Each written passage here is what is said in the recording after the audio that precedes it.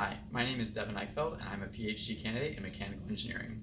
I began rock climbing a little over 10 years ago, and now I'm a route setter at Outdoor Adventures.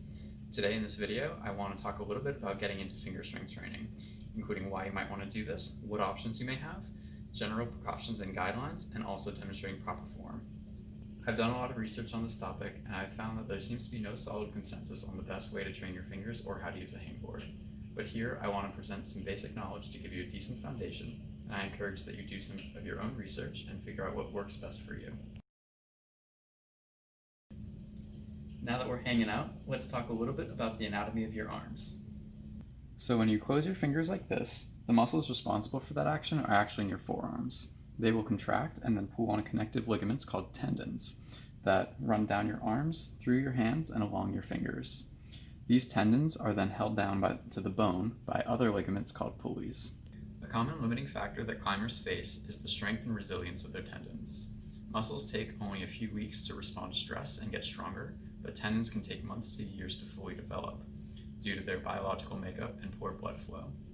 As such, really common climbing injuries often include tendonitis in your wrists or elbows, or pulley injuries in your fingers because these ligaments really struggle to keep up with the stresses of climbing. Generally, when you first start climbing, the best way to train is actually just by climbing on the wall and getting on the wall experience a few times a week. This is good because it develops your muscles, ligaments, flexibility, and technique at the same time, and depending on how fast you progress, your tendons may develop quickly enough to keep up, but sometimes they require a bit more structured training. By training your finger strength carefully and systematically, you are further developing and restructuring your tendons, making them more resistant to injury while you pull hard and utilize small edges and pockets. However, tendons do take a long time to develop, and so it's super important to note that finger strength training programs like hangboarding are the long haul. There are no shortcuts, and results take a long time. Trying to cut corners and progress too quickly can and will lead to injury. What options are available to me? So basically the first tool we're going to look at is called a hangboard.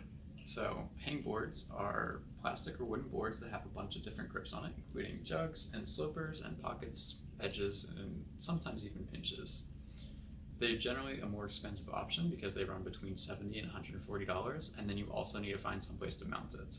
So if you're in an apartment building, that can be kind of challenging.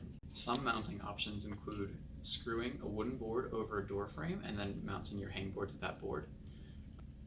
Another one would be an over-the-door solution, similar to over-the-door pull-up bars. And then another option that you have is to use a freestanding mount like mine. Another option that you can use is something like a tension block. This is a cheaper option, usually between about $50 and $60, and it acts sort of like a small hangboard because it has multiple different edges and pockets, and you can also pinch it. If you have proper weight plates at home, you can improvise and use things like milk jugs to add extra weight. Additionally, most hangboarding routines can be adapted to this block. So I've shown you a couple tools on what you can do to train your fingers at home. Feel free to look at the resources below and come up with your own creative ways of either mounting a hangboard or making your own.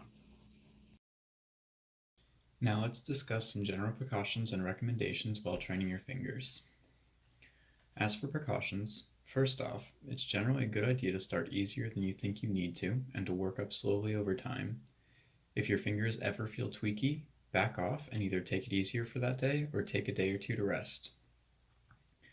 Second, warm up properly to help prevent injury.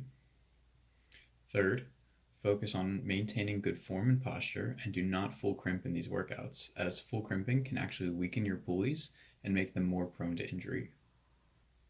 Muscle imbalances can also be a source of injury. To prevent developing an imbalance, focus on your hand and arm positions to maintain symmetry and train both sides of your body evenly. Consider adding in antagonistic workouts to further improve muscle balance. And finally, while these workouts are structured and relatively controlled, there is still a risk of injury anytime you are performing them, so be careful and listen to your body. To get started, there are a lot of resources online that will help you perform precise and robust benchmarks using tools like the hangboard or tension block. However, if these seem too complicated, here are some simple ideas to help get you started. On a hangboard, feel out the hardest forefinger edge that you can hang onto for 10 to 15 seconds. This edge should be a good baseline for a conservative initial max effort case, and most exercises should be performed on an easier edge or hold. If you are unsure of where to start on a hangboard, you can also simply start on the easiest edge or hold that you have and follow the workout as closely as you can. One way to adjust the difficulty of the workout is to keep your foot down to support you if needed, or by using a pulley system and weights. With the tension block, a good gauge is to see what is the maximum weight that you can hold on to with an open crimp on the 20mm edge for 10 to 15 seconds comfortably without any pain or dropping the block. This should be a suitable starting max effort case, and while training you should usually use less weight, especially when working with smaller edges. Progression. Take it slow. After 2 weeks or more of a workout feeling easy, meaning that there is no pain and you are not feeling very fatigued near the end of it, start moving on to either harder edges or adding a little bit more weight in 1 to 2 pound increments.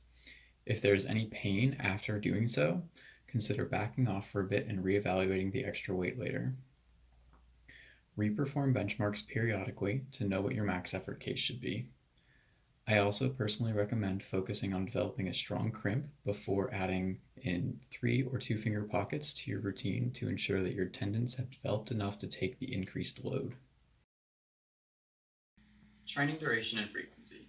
Most finger strength workouts only take about 30 to 45 minutes to complete, including warm-up, and you should only perform these workouts about 2 times per week because you need to give your tendons ample time to strengthen and repair in between workouts. Otherwise, you might be overdoing it and leading to potential injury. Warming up. Warming up is essential to reduce the risk of injury while training and to maximize the benefit from the workout. Your warm-up should be about 10 to 15 minutes and should include general body and finger-specific exercises. Some examples of these include core, jogging, stretching your fingers, playing with putty or foam, and light climbing or hangboarding on easy holds. If you have resistance bands, it is also useful to add dynamic stretches to warm up your arms and shoulders as well. Form demonstration. First, let's talk about hand positions while crimping. This is an open crimp grip. As you can see, my index finger is straight at the pip joint, which is the one that is just past the knuckle. This grip is a half crimp.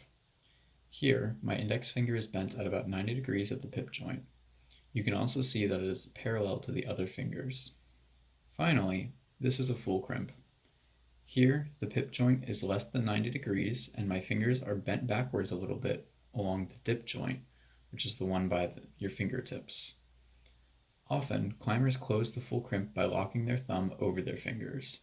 Generally, to stay on the safe side, most people recommend only using open crimps and half crimps while training, as these grip styles will carry over the best into other grips, and they are less likely to overload your pulleys than full crimping will. Now let's talk about good form while hangboarding. Generally, good form means that you are engaging your body. By engaging your body during hangs, you are getting the most out of your workout and reducing the risk of injury. This is poor form. As you can see, I am hanging directly on my shoulders and my arms are straight. Continually training like this can lead to injury. This is much better form.